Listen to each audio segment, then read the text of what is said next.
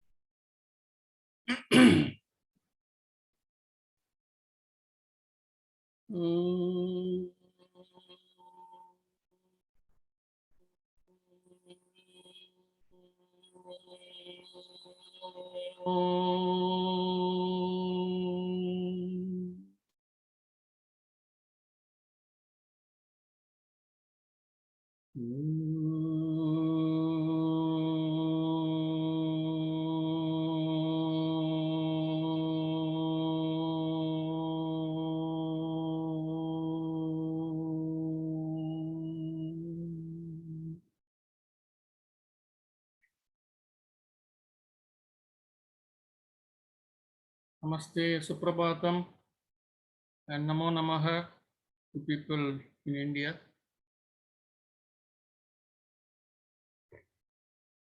I can't see myself very clearly on the screen. Maybe you all can see. It looks a little dark. It's clear. So, as always, we'll start with a review of what we have done so far. Meena is here. Okay, good. Kranti is not here today. She is unable to join. So I get the full 55 minutes.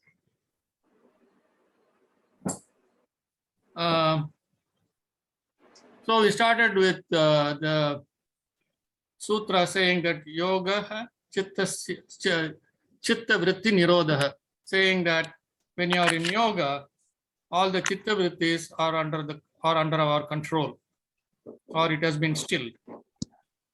And we also said when that chitta vritti is all happening, when we are identifying ourselves with the activations of the chitta vritti, we are not in yoga. That is what the first executive summary said. And following that, then we said, oh, if we are in that state, what can we do? How do we get ourselves out of this? So in the sutras 1.5 to 1.11, Patanjali Muni is describing the various chitta vrittis, okay, the activations. So he says, vrittayaha panchatayaha klishtaha aklishtaha. So the chitta vrittis can be either painful or not painful. Klishta means pain or suffering. Klishtaha is the plural. Similarly, aklishtaha is the plural of non-suffering or not being painful. So then he goes on to identify the 5 chitta vrittis: pramana, viparya, vikalpa, nidra, smritya. So pramana is evidence-based, whatever we know based on documentation. These are the activations. Viparya is misconception, thinking completely in a wrong way. Vikalpa is the delusion, and nidra is sleep.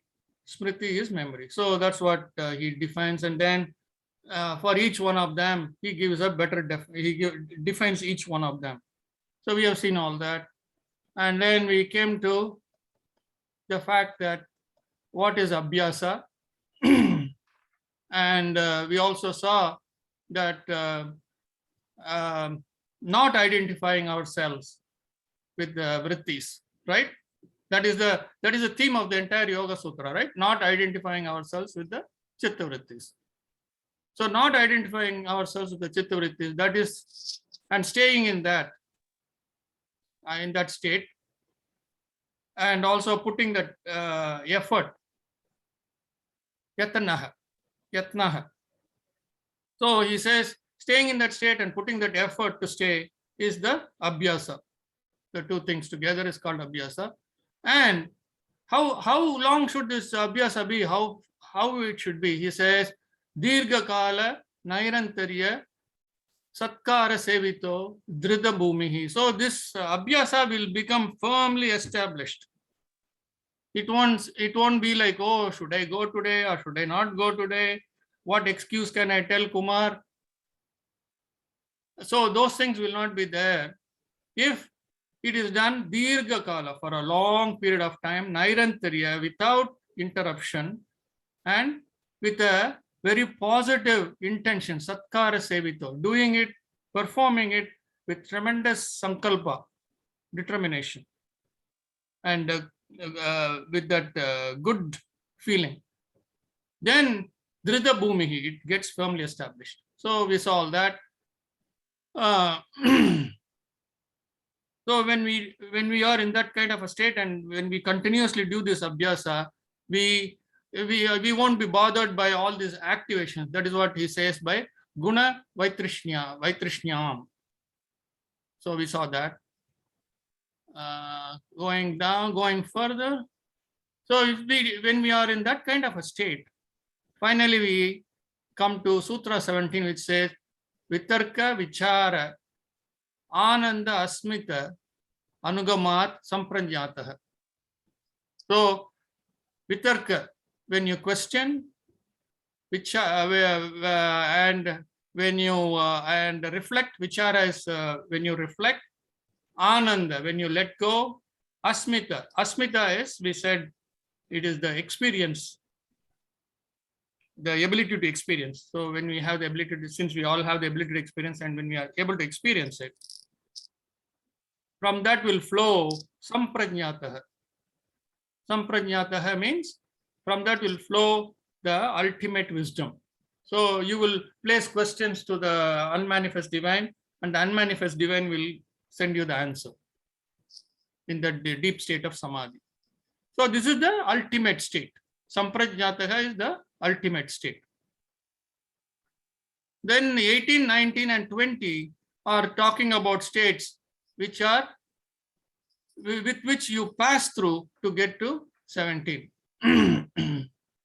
In 17, in 18, he says, oh, you may still be doing some activations might have stopped, and all that activations might have ended, all that, and you're doing a very and you're doing your abhyasa very sincerely, but still sanskaras seshah, you still have leftovers of your samskara. Samskara is the klesha karma, that package, that big bundle. So that is what defines. He says, when you have that bundle with you, but still you're having some out-of-body experience. Out-of-body meaning being able to connect and having some kind of an experience. It is still anyaha. It is anya to, it is other than some samprajnataha state. Anyaha means anyaha with respect to samprajnataha state. Then we saw in 19, bhava pratyayo videha prakriti layanam. So some people may be even be able to identify themselves with the spirits outside outer world, and completely devote themselves to that. And also upon death, they may get to the state of those spirits. Then he says, for others who don't fall into that bracket, the 18 and 19 bracket especially, they have to do this. They have to do all this Shraddha, Virya, Smriti, Samadhi. So Prajna will come once you are sincere, and Virya with full energy, intensity, and Smriti, whatever you have learned, you bring all that when you do all your sadhanas. So from there, that intuitive awareness will come, and then from there you will get into the state of Samadhi. This is where we finished Sutra 20, and we just about got into Sutra 21.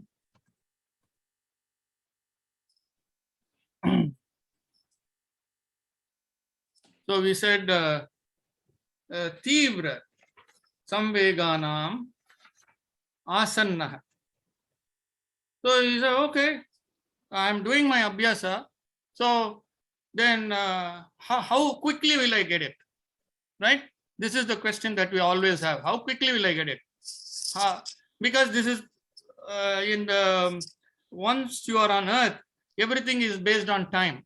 So you want to know how quickly will I get it? So he says, Tivra samveganam asannaha. Asannaha is to attain or to gain. Tivra samveganam. When you will attain what the goal or whatever you have to get, whatever you attain will be directly proportional to the intensity. The speed with which you attain will be directly proportional to the intensity with which it. Tivra is intensity. So if you are going to get a state, then it is going to be directly proportional to the amount of intensity you have. You cannot say, oh, I will do this sadhana once a week. So your returns also will be only that much. Clear, Priya? Yeah, Kumarji. Yes. So Tivra Samveganam Asana. That's what it means. So your returns, what you get will be, the speed at which you get your returns will be directly proportional to the intensity that you have. And then we are questioning, what is this intensity? We are asking Patanjali Muni, what is this intensity you are talking about? He says, you're just telling speed. What is this intensity? So he says, Mridu Madhya Adi Matravat Tataha Api Visheshaha. So Visheshaha is important or significant. Matravat is magnitude. Matra means in Sanskritam, matra means magnitude. A is small magnitude. A is bigger magnitude. So matra means of that magnitude. What are the three types of magnitude is describing? Mridu. Mridu is very light effort you put in. Madhya, medium effort. Adi, very, very high effort. So the depending on this, depending on your intensity, whether it is light, medium, or very high, the Vishesha, the significant matter will come to you. That is, all the attainments will come to you based on this, whether you do a light, medium, light, moderate, or high amount of effort that you put in. Clear? So he's spelling out everything. So far until 22, we have seen what we can do in terms of sadhana, how we can still the mind. I mean, it's all about stilling the chitta vrittis, right? So what are all the abhyasas, how to do the abhyasas, in a very generalized way he has given. We saw all this, Dirgha Kala, Nairantarya, all that we have seen about all that. Now, in Sutra 23, he says, or if you cannot do that, Ishvara Pranidhanat. Ishvara Pranidhanat. Pranidhanat. Pranidhanatva. Ishvara Pranidhanatva. Va is or Pranidhanatva means complete surrender to the divine. Ishvara is the unmanifest divine. So Priya can take it as Perumal, the unmanifest Perumal. So by complete surrender, I have indicated this earlier during the first pre-class discussion, that you can also attain moksha by complete surrender, like Mirabai, like Andal. We know quite a few of these people, many of the Nayanmars, Alvars, and so many other elevated souls. So by complete surrender to the divine, to the unmanifest divine. That's what he says. So the unmanifest divine is calling us Ishvara. So you need not attach to this Ishvara. You should not attach whether he is a Saivite or a Vaishnavite. It doesn't make any sense. He belongs to everybody. So you can call any name you want. But Patanjali Muni has called that unmanifest as Ishvara. So I'm going to be referring to him as Ishvara. So inside you, you can always refer to him as Ishvara or Perumal, whatever, but refer to that unmanifest divine. So now the next sutra is defining who this unmanifest divine is. Klesha karma vipaka आशैहि अपरामृष्टः पुरुषः विशेषः ईश्वरः. पुरुष विशेषः, this special person. Vishesha is special. Purushaha is a person. This special person. Who is this special person? Ishvaraha is the special person. And what is so special about him? So we will see that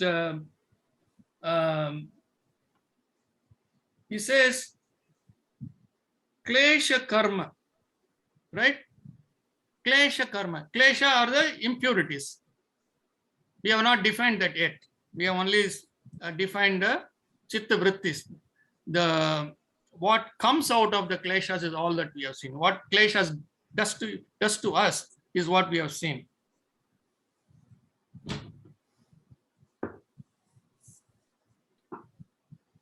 Hold on one second. I have a visitor here.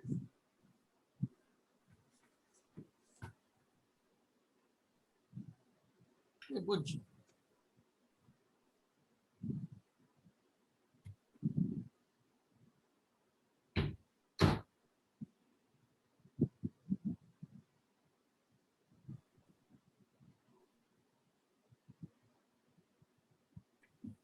Okay.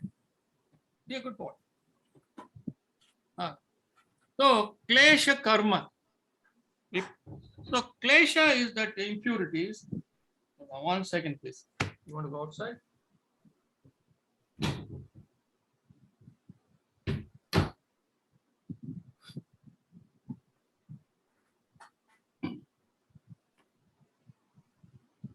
Klesha are the impurities. Karma. Karma is the karmas that we have this klesha karma cycle, right? So klesha karma, vipaka. So vipaka is the fruitioning of the karma, klesha karmas, basically the karmas. So we are all here because the karma, a set of karma has fruition, and that is why we are here, right? And upon death we go and wait, and when the another set of karmas fruition, we come back again. This is what we are doing again and again and again, without knowing that we have to exhaust all this karma while we are on earth. While we have a physical body is when we can get rid of all that.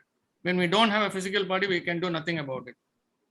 So that is why it is important that when we are alive, we have to get rid of all the kleshas and karmas. When you don't have the physical body, nothing, you can do nothing. All right. So klesha karma vipaka.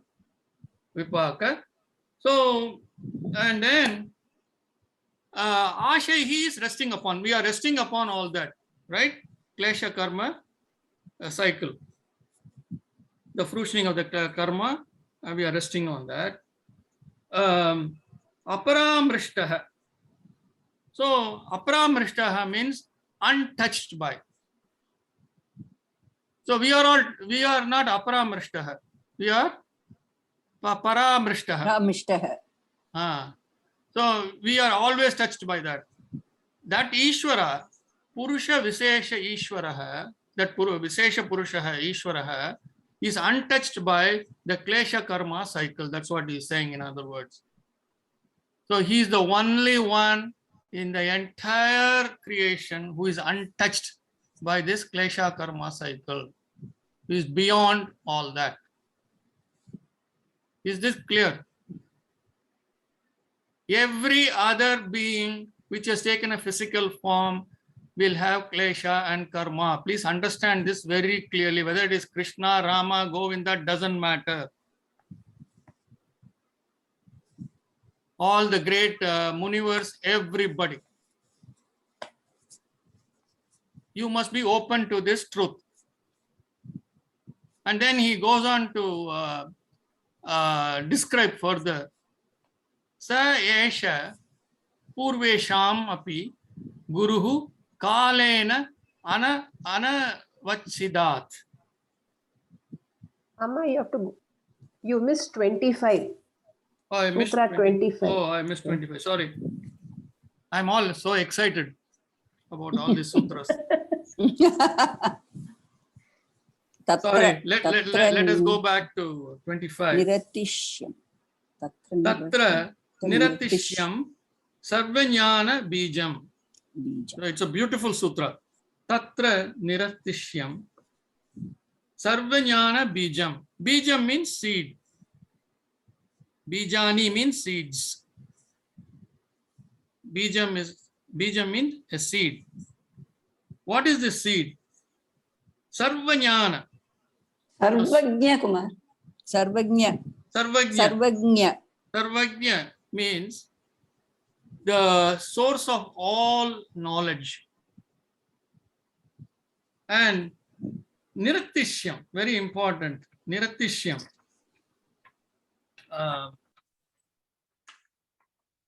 Niratishyam means like that knee, nikrishtaha. It has got that knee.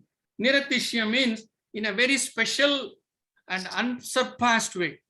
So what we are saying here is tatra, there. Tatra means there. Where? There means where? That is with the unmanifest divine. That he is the source of all knowledge.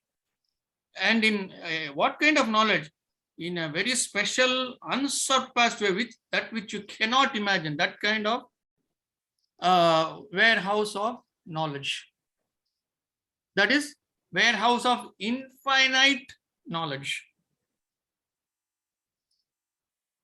about which we just cannot even understand.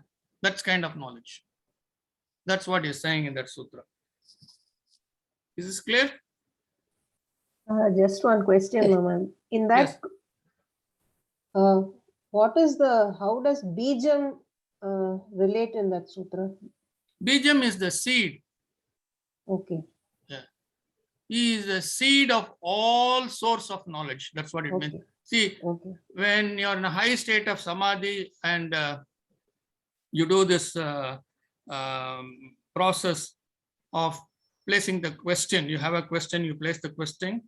We call that as a samya process, dharana dhyana samadhi. So you place the question, you let go, and then when the answer comes from there. From where? From the unmanifest divine, because he is the seed of all sorts of knowledge. Clear? Yes. Priya, is it clear? Suddenly you went down. I cannot see you. Okay. No, I was leaning back. Okay. Okay, that is fine. As long as you don't go to sleep, that is fine. Okay. So very important sutras, 123 to 129. 123 is actually the start of Bhakti Yoga. So he's defining Bhakti Yoga from 123 to 129. He's literally defining Bhakti Yoga. So you have to be very attentive, Priya. It is for you. So he has told us that by complete surrender to the divine, to that unmanifest divine, he is called as Ishvara, and then he's defining who that Ishvara is. So he has clearly said that he is beyond the karma klesha cycle. Then he is also saying that he is the source of all knowledge, right? Unsurpassed with that which we cannot imagine. That kind of knowledge. He is the source and the seed of all that knowledge. Sa esha purvesham api guruhu kalena anavachchedat. Kalena means we know time. Okay, it's a kala means time. Kalena is grammatically they have used that word kalena. We use that word all the time. Sundarena, vilambena asti. I am coming late. Na late varen. Na tamadamaha varigiren. Tamadamaga. Lena means that's how it is added. Kalena anavachchedat. Anavachchedat means unbroken. Another, like Nairantarya, this is another word. Anavachchedat means unbroken, uninterrupted. Kalena anavachchedat means unbroken by time. Unbroken by time. Forever. From time immemorial. What is this time immemorial? What is this unbroken thing that he is talking about? Let's go to the first part of the statement. Sa esha.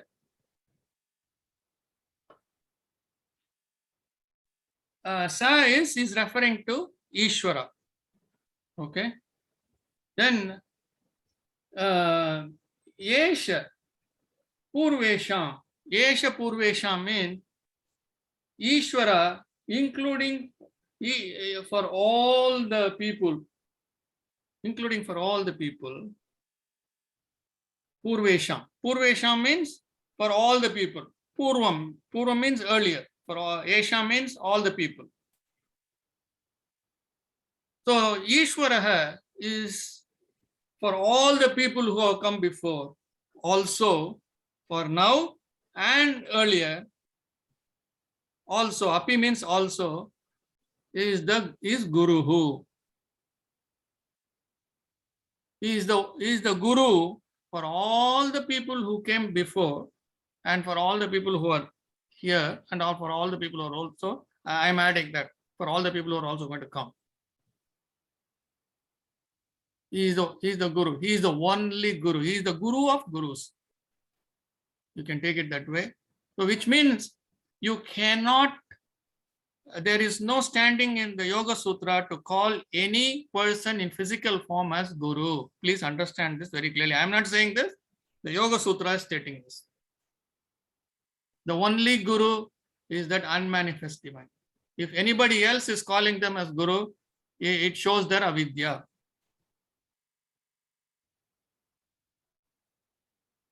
Many people I have seen will fight with Dr. Rajan once this sutra comes.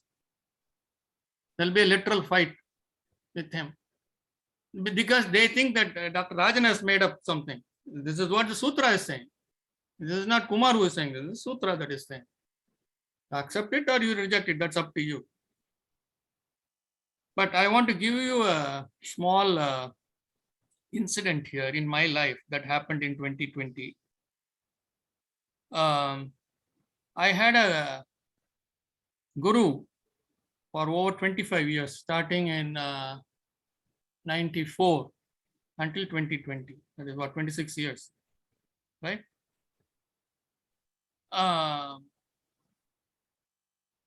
From 94 until about 2012, 2013, it was now and then. It was not very, I did not seek him very often, seek his advice very often. But from 2013 to 12, 2013 onwards, I spoke to him quite regularly and things like that. But from 2014, it was quite close. The relationship was pretty close. In 2020, there was some 19 and 20. There was a crisis for me. Although I was in India and I sought his advice, his guidance. Somehow things didn't fall in place, and there were some difficulties that I experienced with what he was saying. And then some of the things I could not digest.